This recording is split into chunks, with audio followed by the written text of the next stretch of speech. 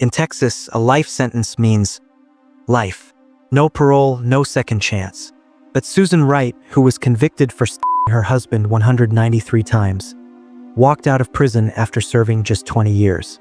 Today, she is free. The question is not how this happened. The question is, was this right? This is not a simple case. This is not about right or wrong in the way we usually understand it. This is about where the line falls between justice and mercy, between punishment and understanding, between what the law says and what feels fair. And by the end of this video, you will have to decide for yourself. Let me give you the facts first. January 13th, 2003, Houston, Texas. Jeffrey Wright, a 34-year-old man, was found dead in his own home. He had been stabbed 193 times. His body was buried in their backyard, under the soil, wrapped in a sheet. His wife, Susan Wright, was arrested. She was charged with murder. In 2004, she was convicted and sentenced to life in prison. The judge, the jury, the prosecutor, everyone agreed this was murder. And yet, in December 2020, Susan Wright was granted parole. She walked out free. Now, you might be thinking, how? How does someone convicted of such a crime get released? Was there new evidence? Was the conviction overturned? No, the conviction still stands. Susan Wright is still legally a convicted murderer. So what changed?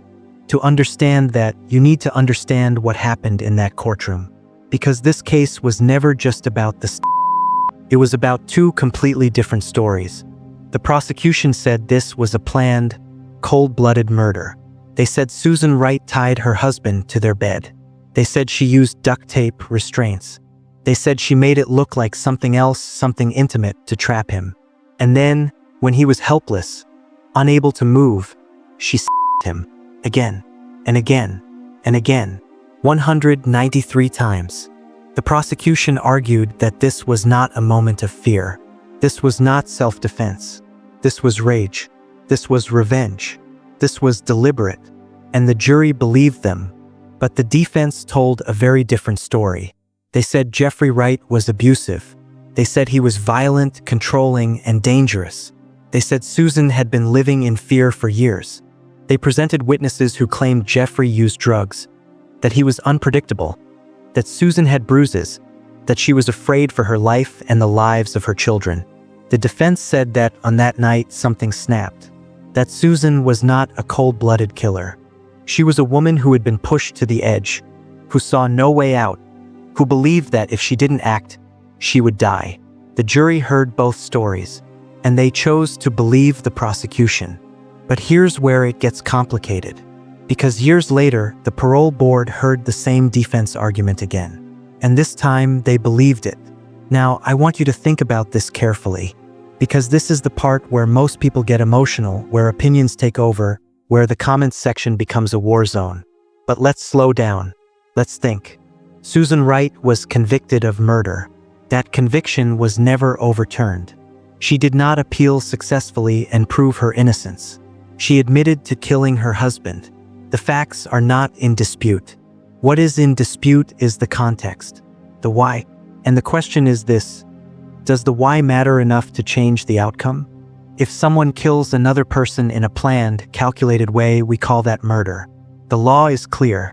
But if someone kills another person because they believe they have no other option, because they are terrified, because they are being hurt, what do we call that? The law has a term for it. It's called self-defense. But self-defense has rules. You have to be in immediate danger. You have to have no other way out. You have to use only as much force as necessary. And this is where the case becomes difficult. Because even if we accept that Susan Wright was abused, even if we accept that she was afraid, does that explain what happened? Does fear explain 193 wounds? Does fear explain tying someone to a bed first? Does fear explain burying the body in the backyard? Or does it start to look like something else? Let me be very clear about something. I am not here to tell you what to think. I am not here to defend Susan Wright, and I am not here to condemn her.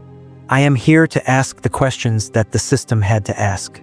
The questions that you, if you were on that jury, would have to ask. because this case forces us to confront something uncomfortable. It forces us to admit that justice is not always clean. It is not always obvious. Sometimes two things can be true at the same time. Susan Wright can be a victim of abuse, and she can also be guilty of murder, and the law has to decide which one matters more. But there is another side to this story, a side that often gets forgotten, and that is the victim. Jeffrey Wright is dead. He cannot tell his side. He cannot defend himself. He cannot explain what happened in that house. He cannot say whether the abuse allegations were true or false. He cannot say whether he was the monster the defense described or whether he was something else. All we have are the claims, the testimonies, the stories told by people who were not there. And this is one of the hardest parts of cases like this, because when someone is accused of being an abuser after they are dead, there is no trial for that accusation. There is no defense. There is only the narrative that is presented, and that narrative becomes the truth, whether it is accurate or not. I am not saying the abuse did not happen. I am not saying Susan Wright lied. I am saying that we do not know. And in a system that is supposed to be based on proof, on evidence, on certainty, that uncertainty matters. Because if we accept that someone can be killed based on accusations alone, without the accused having a chance to respond, then we are opening a door that is very difficult to close. So why is Susan Wright free today? The answer is simpler than you might think, but it is also more troubling. In Texas, the parole system allows for something called discretionary release.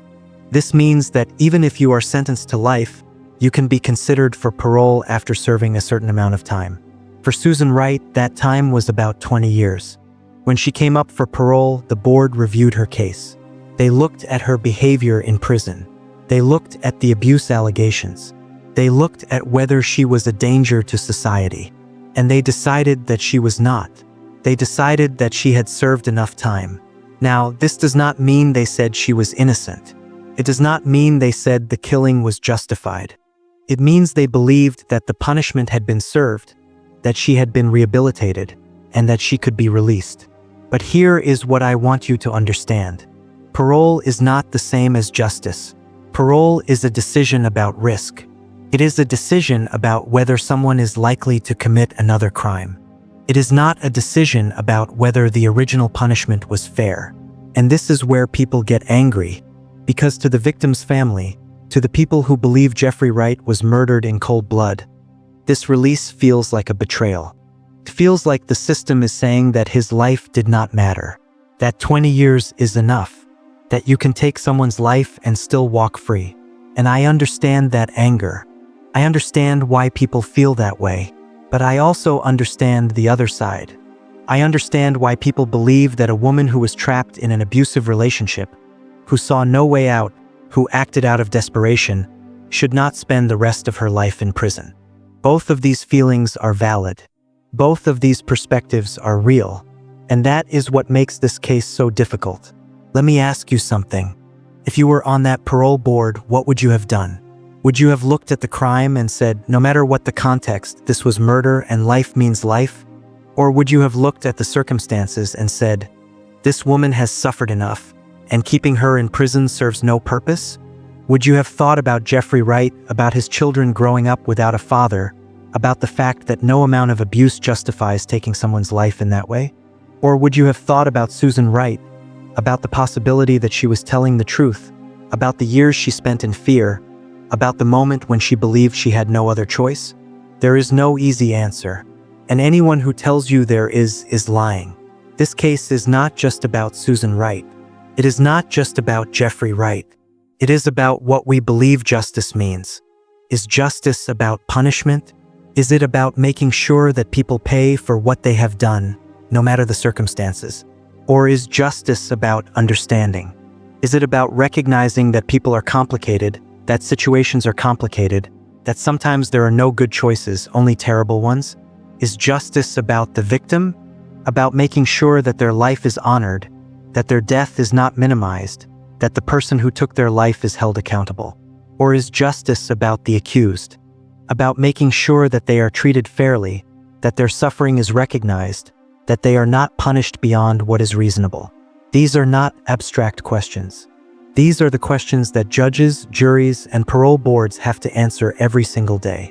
And today, you have to answer them too. Susan Wright is free. She has served her time, according to the state of Texas. She has been released. She is living her life. But does that feel like justice to you? Does it feel fair that a woman who admitted to killing her husband, who stabbed him 193 times, is walking free after 20 years?